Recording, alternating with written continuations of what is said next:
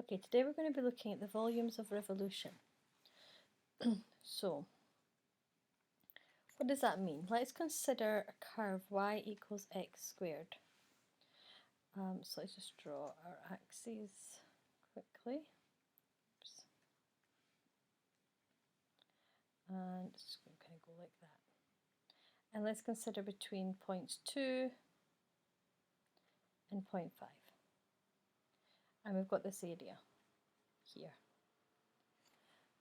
Now what if we were to take this curve and rotate it round the x-axis?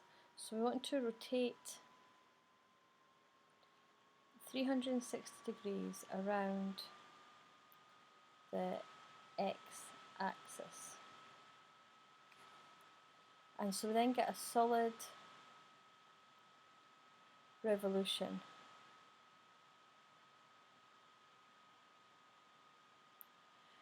So we'll try and sketch that. So we're going to have like a certain cylinder here and a smaller cylinder here. And it's like kind of a trumpet horn. And that's our 2, and here is our 5, and this is the shape of the curve, y equals x squared. We can approximate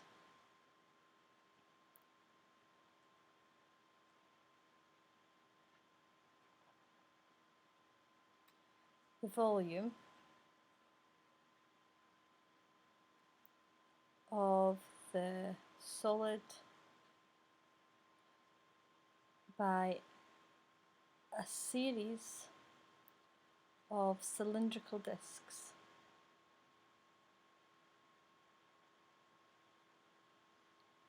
So if, say, we were going to chop little slices of this shape, and so we're going to get all these little cylinders. And if we have the thickness of these cylinders, some very, very thin dx, it's almost like a circle, this is a thin circle, and each disc increases by the same amount dx, and the radius, that's our y-axis, our x-axis cutting through it, is going to be some value of y corresponding to the height of the function. The volume is then going to be pi times the radius squared. That's going to give us the area of the circle.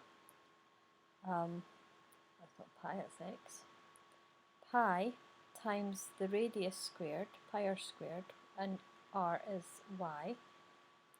And then we multiply it by the thickness, which is dx. So the volume of the whole shape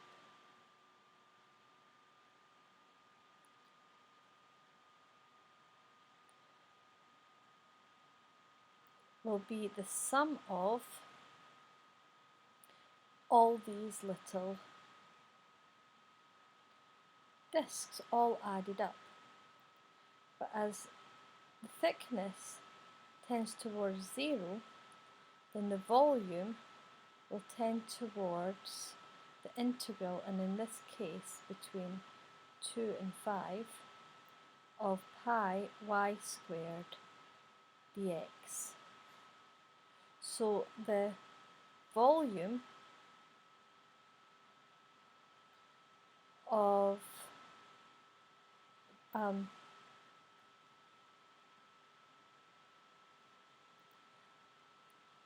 obtained by a function y equals f of x rotated about 360 degrees around the x-axis between the values some value of x equals a and x equals b is given by v equals between a and b of pi y squared dx. Now let's look at an example. Find the volume when the shaded region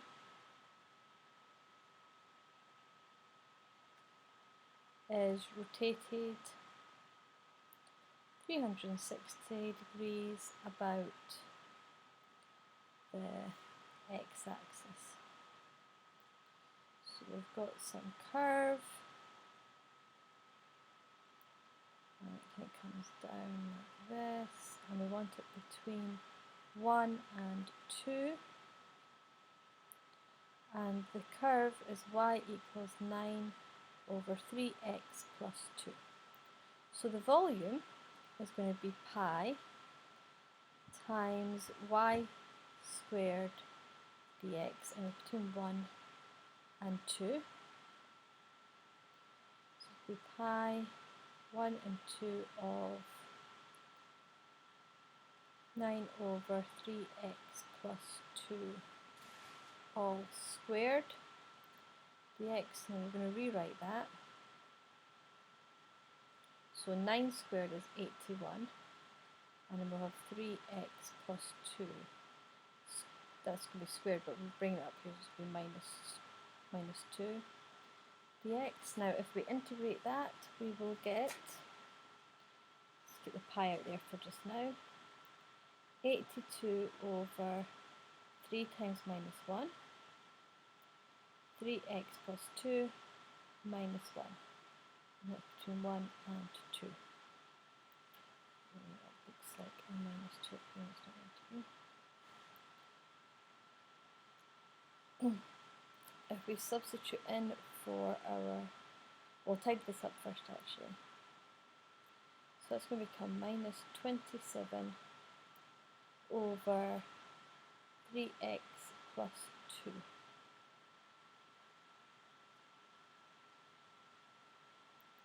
So now we will calculate this. So we're going to keep our pi out there just now. So that's going to be minus 27 over 8 minus 27 over 5. Working all that out, we'll get 81 over 40 pi units cubed. Now we can also rotate round the y-axis.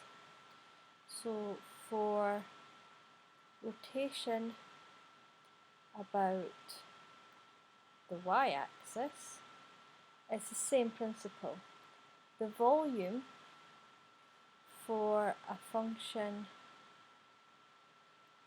now it's going to be x equals some function of y, rotated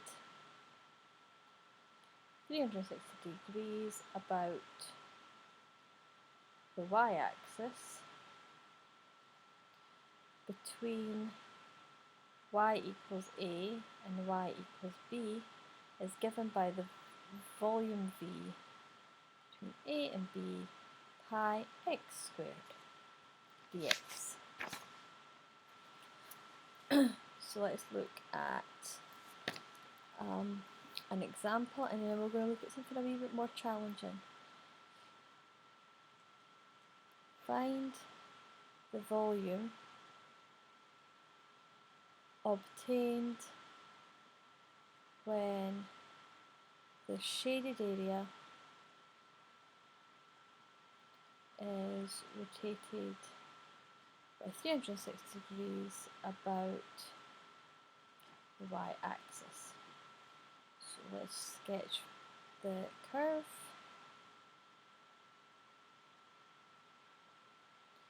So in this time it's going to be something like that, and y equals x squared, and we want between 2 and 5. and we're rotating it around that way.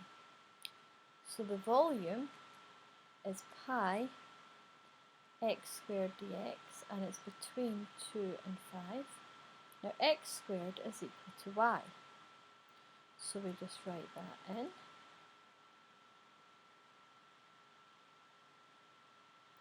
And it'll be y. Oops. So it's going to give us pi, so it'll become y squared over 2. Slotting our numbers in, we'll get 25 over 2 minus 4 over 2, and then we'll get 21 over 2 pi units cubed. And one more question which is going to be a bit harder. Find the volume of the solid obtained when the shaded area is rotated through 360 degrees about the x-axis. So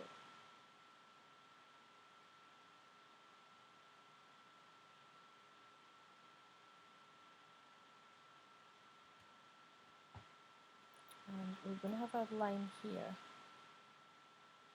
Point P is 2, 1, and the curve is 2x squared plus y squared equals 9.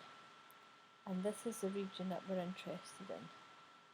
So above this line it goes through y is 1, y equals 1. So when this solid area is rotated about the x-axis, there's going to be a hole. You think about what's going to happen here. This bit here is rotating round, and you're going to have a cylinder. So you're going to get this cylinder here, and there's our x-axis. That's badly drawn.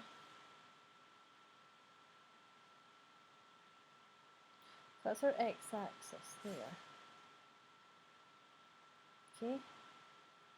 And if you think about that's our x-axis, and this comes up to point y equals 1, and its length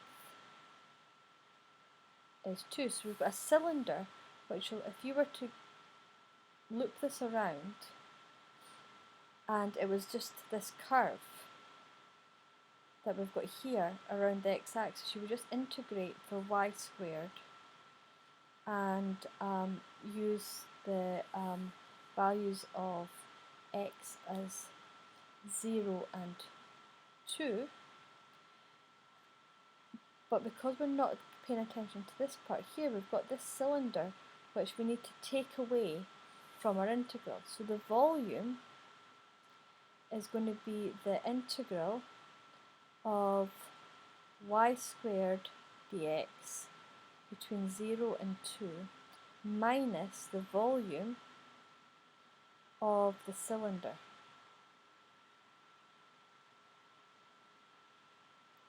So let's put, what is y squared? So y squared is going to be equal to 9 minus 2x squared, just rearranging this formula. So that's going to be 9 minus 2x squared dx minus, now the volume of the cylinder is pi r squared h.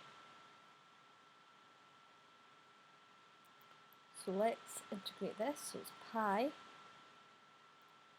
just out here, that's going to be 9x minus 2 over 3x cubed between 0 and 2 minus pi. Now the radius is 1, squared, and its height is this length here, 2. So we've got our pi out here, and then that's going to be 9 times 2 is 18, minus, it's going to be 16 over 3. Now minus this is going to be 0, and that's going to be minus 2 pi. Working all that out, we'll have 32 pi over 3 units cubed. So I hope that helps.